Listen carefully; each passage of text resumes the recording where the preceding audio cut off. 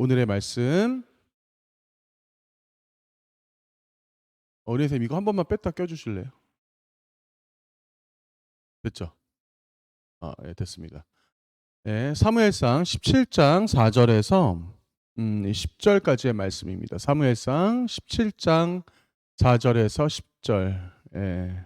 혹시나 정말 혹시나 깜빡 잊고 성경책 안 갖고 오신 우리 학생들은 앞을 봐주셔도 돼요. 제가 말씀을 준비했기 때문에. 자, 사무엘상 17장 4절에서 10절까지 말씀 같이 교독하면서 읽겠습니다.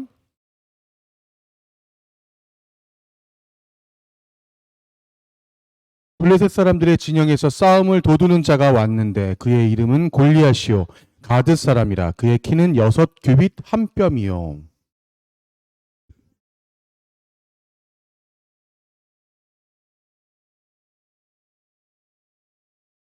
그의 다리에는 놋 각밭을 쳤고 어깨 사이에는 놋 단창을 메었으니.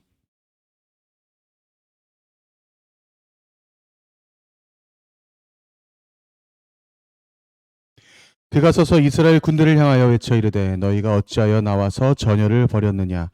나는 블레셋 사람이 아니며 너희는 사울의 신복이 아니냐. 너희는 한 사람을 택하여 내게로 내려보내라.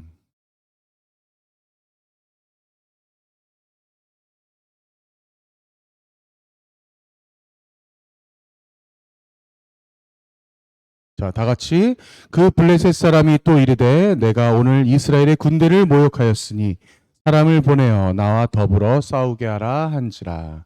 아멘. 1학교 때부터도 많이 들었던 다윗과 골리앗에 대한 내용이 우리가 지금 구약의 역사서를 함께 쭉 이렇게 올라오고 있잖아요. 올라오면서 드디어 여러분들이 너무나 잘 알고 있는 그 내용, 다윗과 골리앗에 대한 내용이 나왔습니다. 그래서 제가 오늘 다윗과 골리앗 1이라고 설교 제목을 잡았어요. 왜냐하면 지금 사무엘상 17장이 양이 워낙 방대하기 때문에 두 주로 나눠서 말씀을 전해야 될 것 같다라고 생각이 들었죠. 자, 저번 주에 제가 여러분들이 드렸던 여러 가지 설교 말씀 중에 그런 게 있었어요. 하나님은 나를 사랑하신다. God loves me라는 말을 제가 여러분들에게 했었어요. 근데 우리가 조금 더 정확하게 하자면 God loves me가 아니라 뭐라고 그랬지? 그치? God is love라고 그랬죠. 하나님은 우리를 사랑하시는 것만이 아니라 하나님 그 존재 자체가 바로 사랑이다라는 거지. 그래서 God is love. 하나님 존재 자체. 하나님은 그 사랑의 바로 그 존재 자체라는 거죠. 그죠? 자, 그래서 하나님이 하시는 일은 하나님이 행하시는 일은 다 옳다라는 표현이 맞는 게 아니라 하나님이 하시는 일이 옳은 게 아니라 하나님의 모든 것이 다 옳다라고 제가 말씀드렸어요. 그래서 어떠한 절대 주권, 하나님만의 절대 주권이라는 것을 우리가 알 필요가 있다라고 말씀드렸어요. 자, 사무엘이 이새를 찾아갔습니다. 이새를 찾아가서 야, 하나님께서 나를 너에게 보냈는데 야, 너의 아들 좀 보여다오 그랬어요. 그랬더니 맨 처음에 첫 번째 아들 누구지? 엘리압을 딱 보자마자 사무엘이 이놈이다. 딱 봐도 뭔가 용모가 준수해. 왠지 그 사울을 뽑았을 때 그 처음에 어떠한 그런 트라우마가 있지도 않은지 딱 이 친구인가 보다. 그래서 마음속에 이미 사무엘은 마음을 먹었어요. 이 친구에게 내가 기름을 부어줘야 되나 보다. 딱 생각을 했던 것 같아. 그런데 하나님께서 뭐라고 그랬어? 어떠한 이전의 그런 모습을 내가 버렸다. 나는 그를 버렸다라는 표현을 썼어요. 예. 지금 엘리압이라는 사람은 성경이 처음 나왔는데도 불구하고 하나님께서 좀 강한 표현을 쓰시죠. 나는 그를 버렸다라는 표현을 써요. 근데 그를 버린 게 뭐야? 그를 버린 게 엘리압을 버린 것이 아니라 내가 기존의 사울을 너가 뽑았던 그 기준 자체를 버렸다라는 것을 말씀하시면서 마지막에 첫 번째, 두 번째 아니고 3번째 패스, 네 번째 패스, 다섯 번째 패스, 일곱 번째까지 다 패스하고 여덟 번째 마지막 혹시 누구 있니? 물어봤을 때 지금 막내가 이렇게 표현했죠. 막내가 자 히브리어로 뭐야? 하카탄. 막내가 지금 양을 치고 있습니다. 여기서 히브리어로 하카탄, 미안해요. 하카톤, 하찮은 자. 히브리어로 아무런 가치가 없는 자라는 히브리어의 그 의미를 가지고 있다고 제가 말씀드렸죠. 예. 성경에서 지금 계속적으로 반복되는 어떠한 하나님의 그 패턴이 있어요. 하나님의 그 패턴이 뭐냐? 바로 저런 하카톤 같은 자들을 하나님께서 쓰신다라는 거지. 그때 당시에 아주 진짜 인원도 세지 않았던 여성을 쓰신다던가, 아니면 왼손잡이를 쓰신다던가, 그때 당시에 있을 수 없었던 어떤 그런 일들, 예. 아니면 힘이 세고 엄청난 괴력을 가졌던 삼손이 한 번에 무너진다던가, 항상 뭐든지 영원한 것은 없어요. 예. 근데 하나님은 그 와중에 하나님께서 직접 보내신 예수 그리스도조차도 그 동물의 먹이통에서 태어나게 만드신 어떠한 낮은 자를 높이 들어 쓰시는, 비록 이곳은 서울은 아니고 군포의 대암이지만 이곳에서 아주 작은 동네이지만 이곳에서 더욱더 더 큰 인재들이 나올 수 있게 하는 하나님의 그 큰 의미도 있을 거라고 저는 생각을 합니다. 예.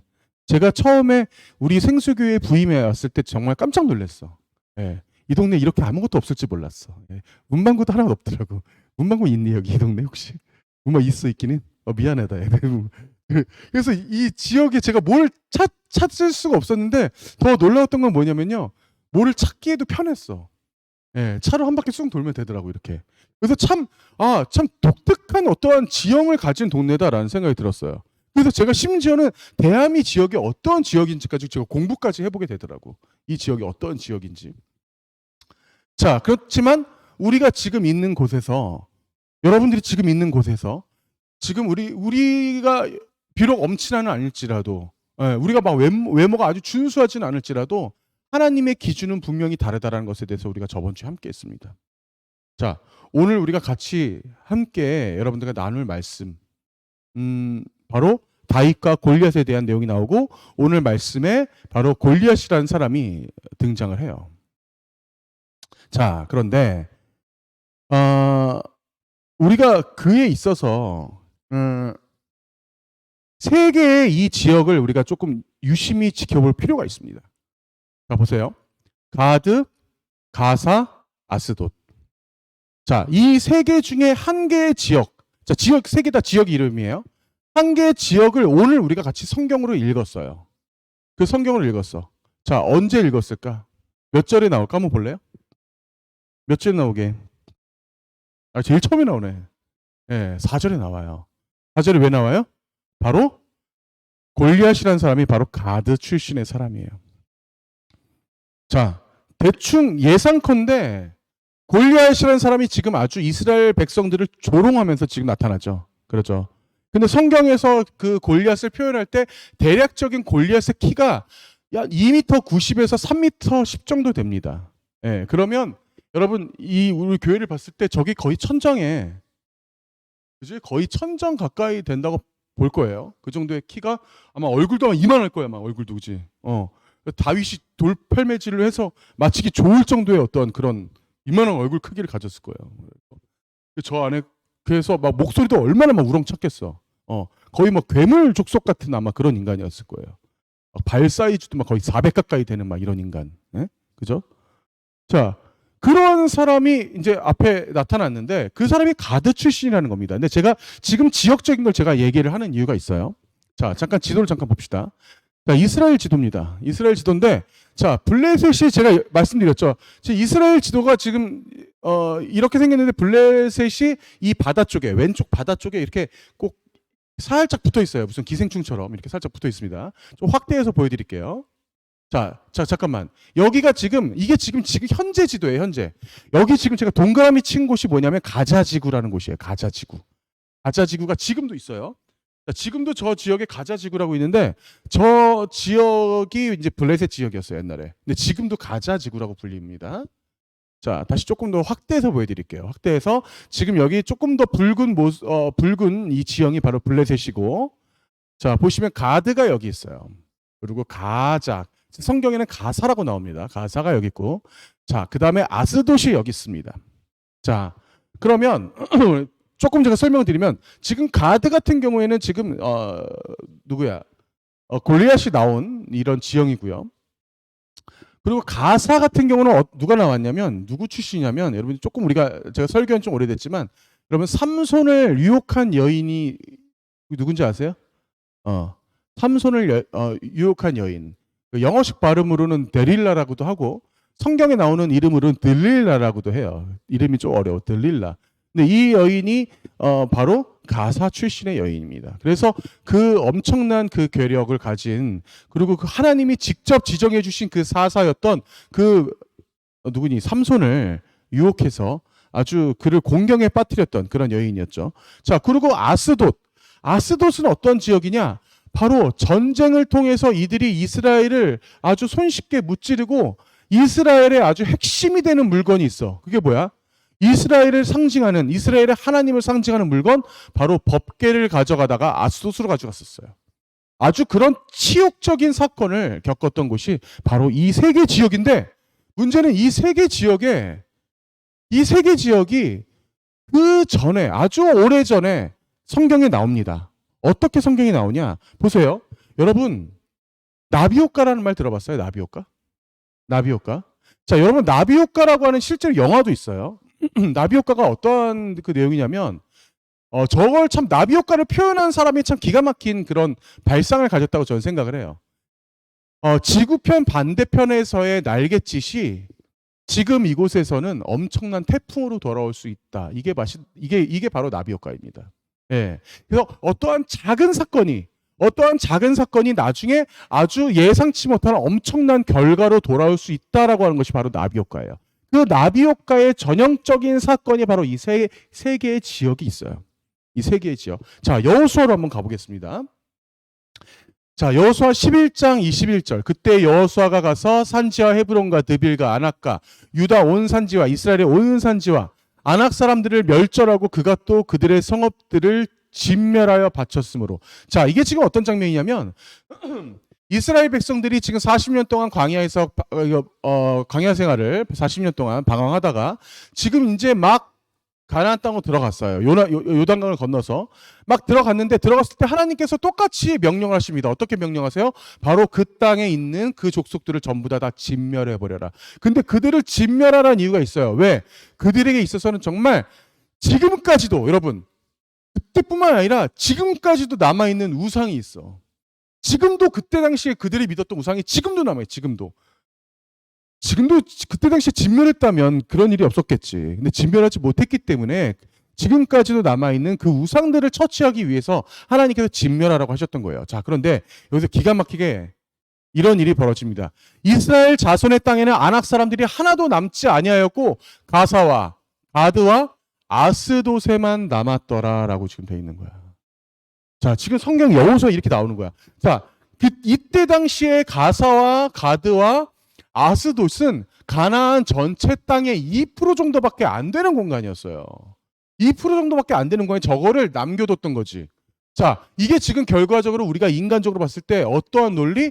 바로 힘의 논리로 괜찮겠지 뭐.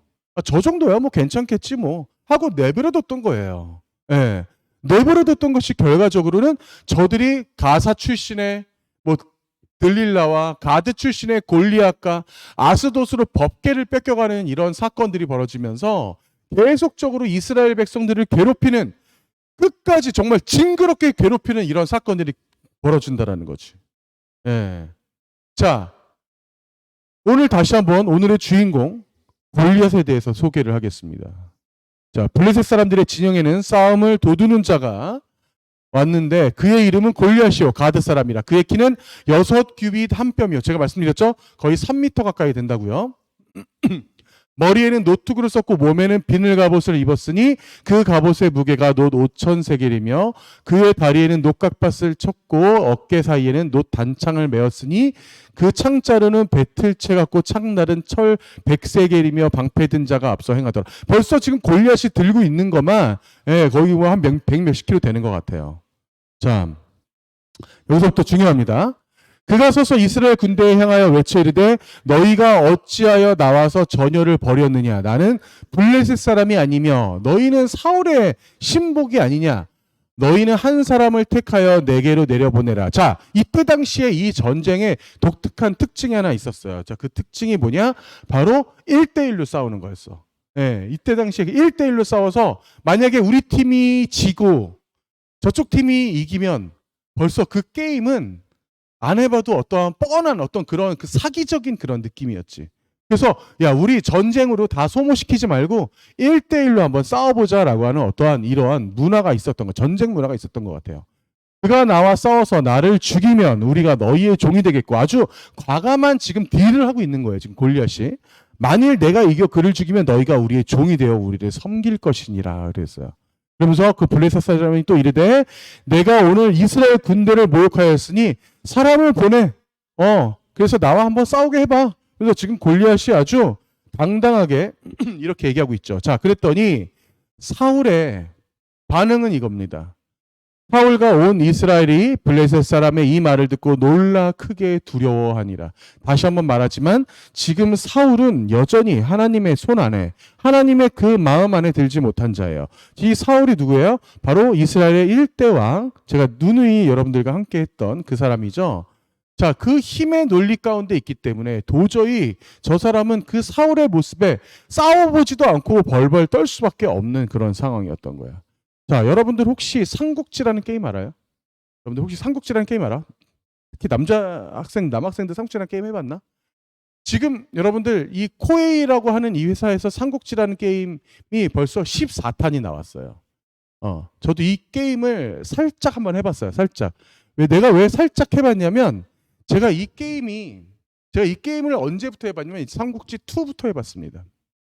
여러분, 이게 삼국지가 지금 14탄이라는 것은 아주 오래전부터 1탄, 2탄, 3탄, 4탄 나왔을 거 아니야. 그치? 이 삼국지 2탄을 제가 해봤어요. 2탄을 제가 할 때 나이가 중학교 2학년이었어. 예. 그때 삼국지 게임이 어떠한 스타일이었냐면, 예를 들어서 뭐 조조와 뭐 유비가 싸운다. 그러면 조조와 유비가 이렇게 이름만 있어, 이름만. 그리고 그 이름 앞에 숫자가 있어. 그 숫자끼리 막 싸우는 거야, 숫자끼리. 막 챙챙챙챙챙 하면서 숫자끼리 싸워요. 예. 근데 여기 이 삼국지에서도 바로 뭐가 나오냐? 바로 일기토가 나오냐, 일기토. 그 일기토가 뭐냐? 바로 1대1로 싸우는 장면. 뭐 이런 장면이 나와요. 지금 봐봐. 그래픽이 막 이렇게 화려하지 마. 그러면서 막 진짜 싸우는 것처럼 막 그 게임에서도 막 진짜 막 나온다고. 그런데 이제 제가 여러분들 만날 때는 제가 여러분들 중학교 2학년 때 그때 당시에 컴퓨터가 램이, 여러분 지금 램이 뭔지 알아요? 근데 램이 아는 사람도 있고 모르는 사람도 있겠지. 지금 여러분들 우리 강집사님이 우리 교회 그 뒤에 램을 무려 32기가를 저기다가 넣어놓으셨어. 우리 교회 컴퓨터 엄청 좋습니다. 근데 제가 여러분들 중학교 2학년 때 제가 썼던 램은 여러분 1기가도 아니고 1메가에서 2메가짜리, 진짜 1메가, 2메가짜리 그런 램을 썼을 때 그 시절이에요. 그때 이런 게임을 했었었는데 저 모습이 전 생각이 나더라고. 그런 것처럼 그 지금 골리앗이 나와서 어떠한 힘의 논리로 야 너희들 꼼짝하지 마. 내가 너네들 가만두지 않겠어 라면서 이렇게 힘의 논리로, 어떤 크기의 논리로 일기토를 지금 요청하는 장면이 나옵니다. 여러분, 그 혹시 알쓸 신잡이라고 하는 그런 프로 봤어요? 알쓸 신잡이라고 하는 그런 지금 이 시대에 좀 저명한 이런 인사들, 아니면 뭐 박사, 교수들, 그리고 뭐 이제 뭐 유시민 씨나 뭐 이제 이런 좀 뭔가 좀 학식 있는 사람들이 나와서 온 지역을 돌아다니면서, 코로나 전에는 해외도 돌아다니면서 거기에 있는 걸맞는 어떠한 그런 내용들을 이렇게 썰을 풀어내는 그런 장면이 있었는데, 그때 제가 봤던 알쓸 신잡 정말 너무 재밌게 봤었어요. 근데 그때 당시에 건축가였던, 우리나라에서 되게 유명한 건축가 교수예요. 아주 유현준 씨가 했던 말이 지금도 오랜 기억이 남는데, 이 사람이 그런 얘기를 하는 거야. 여러분들 여기 제2롯데월드 혹시 가본 사람 있어요? 제2롯데월드. 제2롯데월드가 제가 살고 있는 곳이 용인이에요, 용인. 용인에서도 보여요. 용인에서 보일 정도로 그렇게 높습니다. 그리고 전 세계에서 10등 안에 들어요, 그 높이가. 저 제2롯데월드에 한번 꼭 가보라. 또 그 유현준 그 교수가 그런 얘기를 하는 거예요. 그래서 그 사람이 얘기를 하는 게, 여기 그 전망대에 가보면 한 사람당 그 전망대에 올라가는 것만, 엘리베이터 타고 올라가서 전망대에 보는 것만 17,000원 정도의 돈을 받습니다. 저 건물에서. 자, 그런데 이 사람이 높은 곳에 올라가면 호연지기가 생기기 때문에 더 큰 포부와 더 큰 마인드를 가지고, 특히 여러분들 청소년 시절에 높은 곳을 가면, 더 높은 곳을 갈수록 더 큰 의지, 공부할 수 있는 의지, 내가 뭐가 되겠다는 의지가 더 커진다라는 거예요. 어쨌든 마인드를 상승시키는 효과가 있다라는 거지. 그래서 어떠한 그런 높은 곳에 가는 것이 좋다. 그러면서 여기가 지금 롯데월드, 제2롯데월드의 지금 전망대입니다. 그래서 지금 저기 보시면 저렇게 유리로 돼 있어요. 유리돼 있어서 이렇게 사람이 이렇게 올라서면 내가 그 위에 있는 것 같은 어떤 그런 그림을 보여주겠죠. 그래서 저도 사실 한 번도 못 가봤는데 한번 가보면 뭐 괜찮겠다, 재밌겠다라는 생각은 들었어요. 그리고 그때 당시에 유현준 교수가 했던 그 말, 그 높은 곳에 올라서야 그 사람이 호연지기가 생긴다. 어떤 그 마인드, 그 어떠한 그 진취적인 마인드를 향상시킬 수 있다. 라고 하는 이 말을 들으면서 그래, 그럴 수도 있겠네라는 생각이 들었으면서 한편으로는 그것 또한 결국엔 크기의 논리다. 그것 또한 결국에는 힘의 논리다라는 생각이 들었습니다. 우리가 꼭 높은 곳에 올라가야만 내 마인드가 더 상승할까? 그거보다 더 중요한 것이 있어요. 그거보다 더 중요한 것이 뭐냐면 나에게 있어서는, 여러분들에게 있어서는 바로 하나님 같은 존재가 여러분들을 더 큰 호연지기로 만들 수 있는 겁니다. 여러분, 우리가 취업을 하기 위해서 여러분들의 선배들이 얼마나 힘들어하는지 아시죠? 아무리 좋은 명문대를 나와도 취업이 힘들고, 내가 지금 이 세상을 어떻게 살아가야 되지? 너무나 힘드니까 어떻게든 간에 그걸 돌파구를 찾기 위해서 고등학교 때부터 공무원 시험을 막 찾아서 헤매고, 어떠한 이런 상황들에 대해서 여러분들의 스펙을 올리려고 하는 어떠한 이런 상황들. 그런데 저는 솔직히 그래요. 공무원 시험 자체가 문제인 것이 아니라 어떠한 꿈을 펼쳐보지도 못한 채 고등학교 때부터 여러분들이 그러한 어떠한 틀에 갇혀 있는 것이 너무나 가슴이 아플 뿐입니다. 우리는 그런 것들에 대해서 이겨낼 필요가 있어요. 우리는 여러분들의 스펙을 올릴 필요가 있어요. 왜? 여러분들의 스펙 자체가 하나님이기 때문입니다. 하나님 자체가 여러분들의 스펙이기 때문인 거예요. 우리가 꼭 높은 곳에 올라가야만 내가 높아지는 것이 아니에요. 우리가 꼭 내 눈 높이가 높아져야만 내 마인드가 높아지는 것이 아니에요. 왜? 우리가 알고 있는, 내가 믿고 있는 하나님 자체가 바로 여러분들의 스펙이기 때문입니다. 그것들을 우리가 깨닫지 못한다면 우리가 교회 다닐 필요가 없는 거예요. 우리가 그 믿음 가운데 있을 필요가 없는 거예요. 자, 지금 11절 말씀 여러분 보세요. 11절 말씀 보세요. 사울이 온 이스라엘이 블레셋 사람의 이 말을 듣고 크게 놀라 두려워했는데 생뚱맞게 12절이 여러분 어떻게 나오냐면 12절이 갑자기 다윗의 얘기로 돌아갑니다. 11절에서 갑자기 생뚱맞게 12절에 딱 넘어가는데 갑자기 다윗의 집안으로 수용하고 넘어가요. 자, 다윗의 집안 얘기 들어봅시다. 다윗은 유다 베들레헴 에브라 사람 이세라는 사람의 아들이었는데, 다윗에 대해서 지금 다시 설명하고 있죠. 이세는 사울 당시 사람 중에 나이가 많아 늙은 사람으로서 8명의 아들이 있어요. 그 장성한 세 아들은 사울을 따라 싸움터에 나갔어. 지금 전쟁 중이지.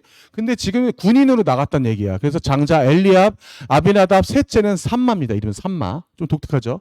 이 세 명의 아들은 사울을 따라서 이미 전쟁터에 나갔어요. 예. 그리고 다윗은 막내라. 장성한 세 사람은 사울을 따랐고, 다윗은 사울에게로 왕래하며 베들레헴에서 그의 아버지 양을 칠 때. 자, 여기서 이 장면 중요합니다.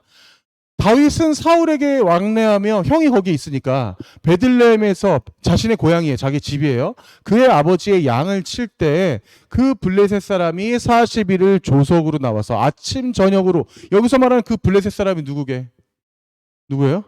그 블레셋 사람이 누구야? 바로 오늘의 주인공 골리앗이죠. 골리앗이 40일을 아침 저녁으로 나와서 몸을 나타내면서 이스라엘 백성들을 조롱했다는 거지. 40일을 계속 나와서 야 덤벼봐. 야 니네들 한 명 나와봐. 나랑 일기토하자. 이러면서 지금 계속 조롱했다라는 거예요. 자, 그런데 다시 15절 돌아가서 다윗이 지금 베들레헴에서 그의 아버지 양을 칠 때, 지금 이 장면이 어떤 장면이에요? 여러분 비슷한 줄 알아요? 이 장면이 지금 우리가 그냥 넘어갈 장면은 아닌 거야. 자, 왜냐? 우리 저번 주에 사무엘이 뿔에 기름을 들고 왔어. 그래서 지금 그 기름을 다윗에게 부었어, 안 부었어?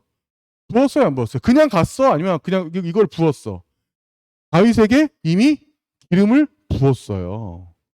다윗에게 기름을 붓고 이자가 바로 왕이 될 자라는 것을 그 집안 사람들에게 다 얘기했고, 그 집안 사람뿐만 아니라 그 베들레헴의 웬만한 지도자 장로들은 다 알았을 겁니다. 다 알았을 거예요. 그런데 독특하게도 여러분 사울 때랑 아주 비슷한 오버랩이 되는 거야 지금. 사울 때랑. 사울도 기름을 부음 받고 나서도 어때? 자기 집안에 있는 소를 치고 있었어요. 예. 왕으로 기름을 부음을 받았는데도.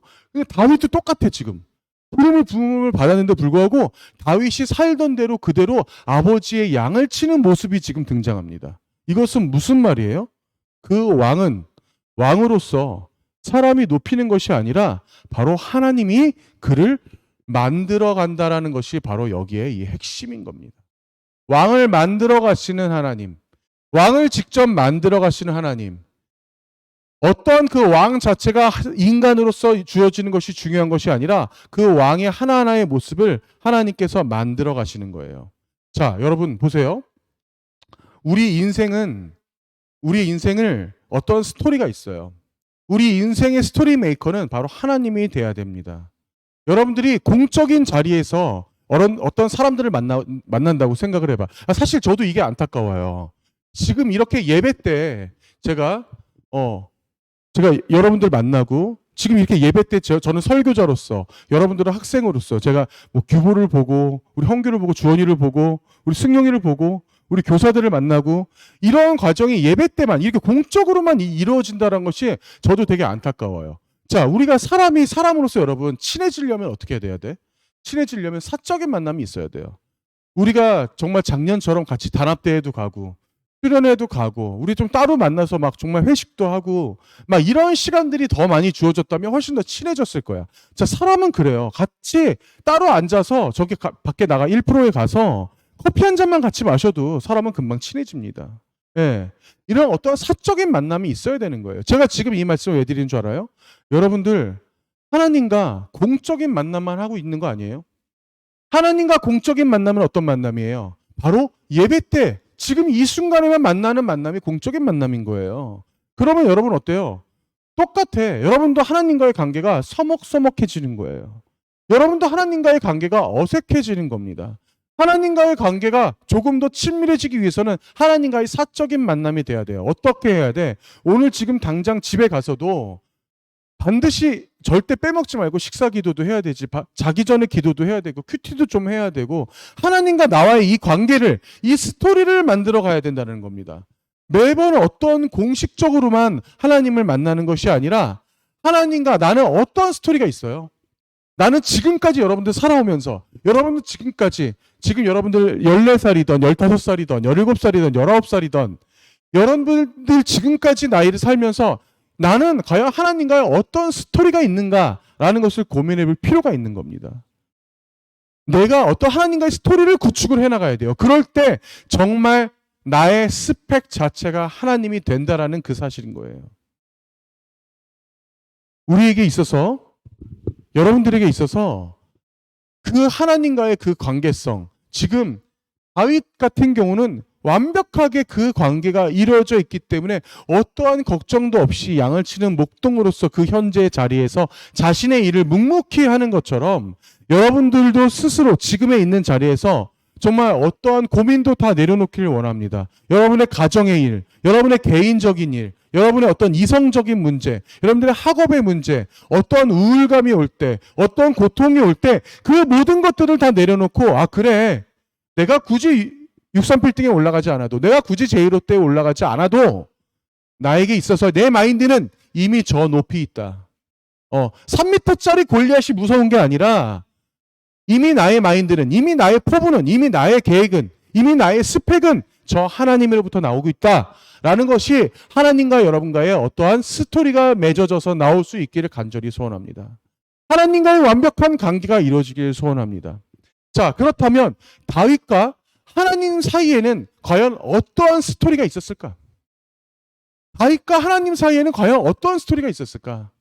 이것은 다음 주에 말씀드리도록 할게요. 다음 주에 더욱더 여러분들이 더 잘 알고 있는 그러한 내용들을 우리가 말씀을 통해서 함께 할 수 있기를 원합니다. 같이 찬양하시겠습니다.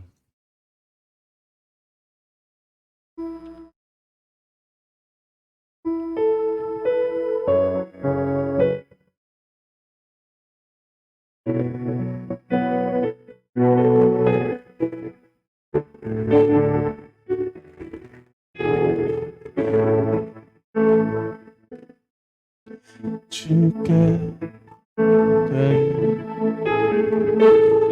이끄소서. 우리 주님만을 원합니다. 채워주소서. 주의 사랑이 진정한 찬양들이 있도록 주께 가까이 주께 가까이 이끄소서. 저리 주님만을 원합니다. 채워주소서. 주의 사랑을 진정한 찬양들이 있도록 나를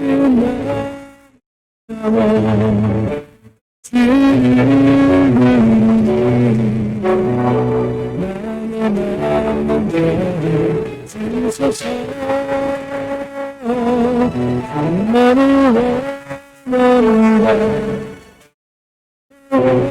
원합니다. 나의 마음만 주소서. 주께 가까이 주께 가까이 이끄소서. 저리 주님만 원합니다. 채워주소서. 주의 사랑을 진정한 찬양들이 있도록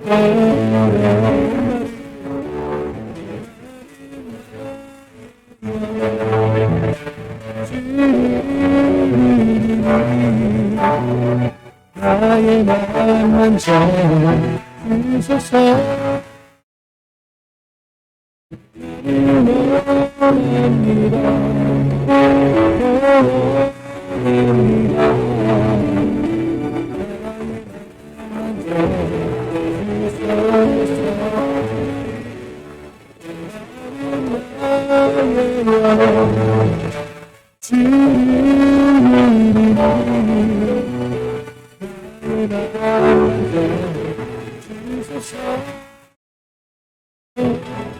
나를 원합니다. 원합니다. 나의 마음은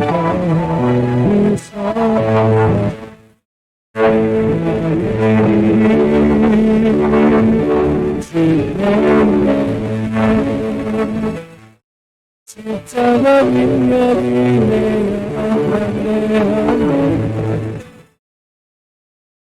내 주께서 우리를 하셨네. 나의 능력 나의 소망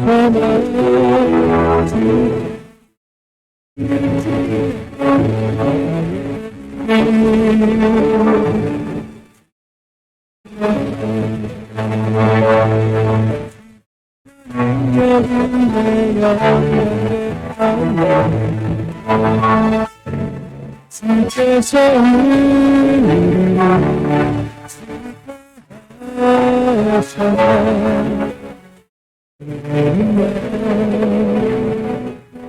나의 소망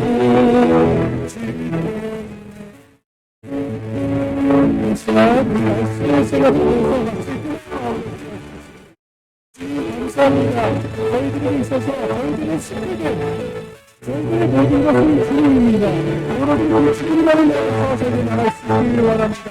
다같이 한 목소리로 우리 스스로를 위해서 우리 가정을 위해서 또 우리 신앙과 하나님을 위해서 기도하는 목소리 되었습니다. 하나님 감사합니다. 저희 아이가 하나님의 주님을 지켜주시고 우리 아이가 하나님의 주님을 감사하시며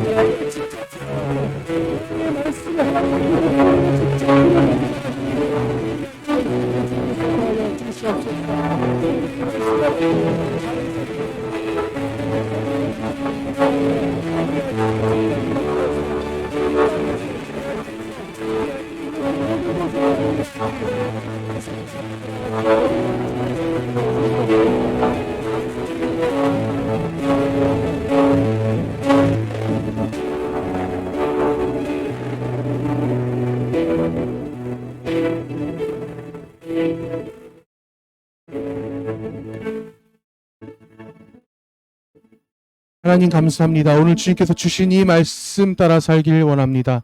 아버지, 우리 인간은 어떤 힘의 논리에 따라서, 크기의 논리에 따라서 살아가려고 하지만 실제로 우리처럼 하나님을 믿는 자들은 절대 그런 논리가 아니라 우리의 모든 것이 하나님이며 어떠한 것도 두려워하지 않으며 내 눈앞에 어떠한 것이 올지라도, 어떠한 두려움이 올지라도, 어떠한 압박이 올지라도 그 모든 것들을 오로지 예수 그리스도의 이름으로 이겨낼 수 있는 우리 중고등학생 될 수 있기를 원합니다. 우리 아이들을 통해서 주님께서 역사하여 주시옵소서. 이 아이들 통해서 주님께서 머리 위에 주님께서 안수하시며 이 아이들이 그 가정 가운데에서도, 이 아이들 학교에서도, 이 아이들이 있는 그 어떠한 곳에서도 오로지 예수 그리스도의 그 이름 붙잡고 나갈 수 있도록 주님께서 도와여 주시옵소서. 저희들의 스토리를 만들어 가시며 또 우리의 스펙이 되시는 우리 하나님, 오로지 아버지만을 붙잡고 나갈 수 있기를 원합니다. 오로지 아버지께서 우리 아이들 어느 하나 실족치 않고 이 전에 있는 이 아이들 모두들 주님께서 붙잡아 주시옵소서. 늘 함께 하시는 주님께 감사드리며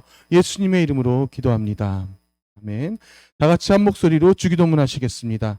하늘에 계신 우리 아버지, 아버지의 이름을 거룩하게 하시며 아버지의 나라가 오게 하시며 아버지의 뜻이 하늘에서와 같이 땅에서도 이루어지게 하소서.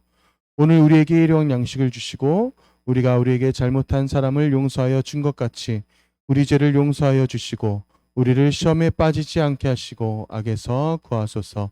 나라와 권능과 영광이 영원히 아버지의 것입니다. 아멘.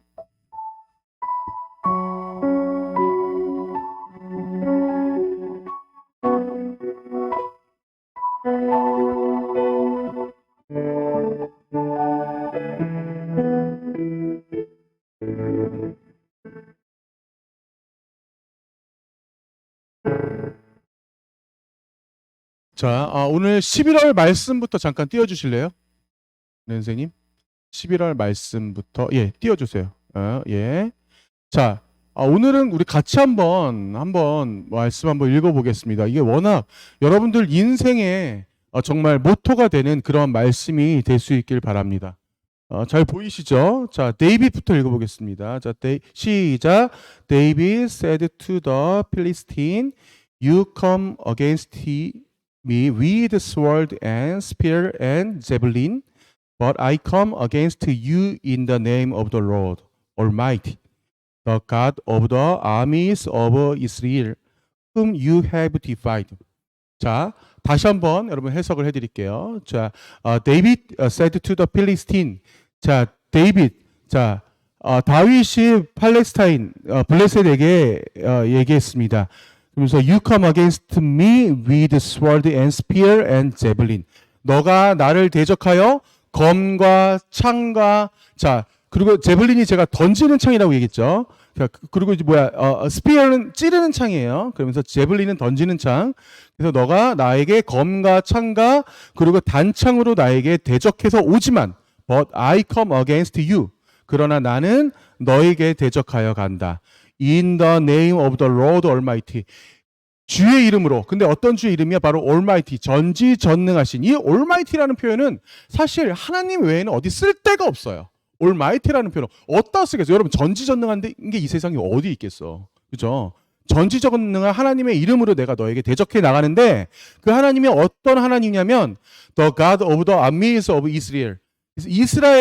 이스라엘 군대의 하나님인데 그 이스라엘 군대의 하나님은 바로 whom you have defied. 너가 바로 대적하는, 너가 모욕하는 그 이스라엘의 그 군대의 하나님이다라는 거예요. 자, 제가 사실 은경 선생님이 계신데, 우리 은경 선생님 계신데 이런 영어적인 문법을 말씀드리는 게 상당히 민망하긴 하지만 이 표현은 제가 좀 말씀드려야 될 것 같아요. 맨 마지막 거 보세요. 자, you have defied. 자, have 플러스 pp 현재 완료입니다.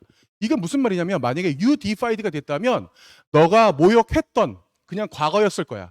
그냥 과거에 너가 모욕했던 의미가 됐을 텐데 you have defied가 되는 거예요. have 플러스 pp 뭐예요?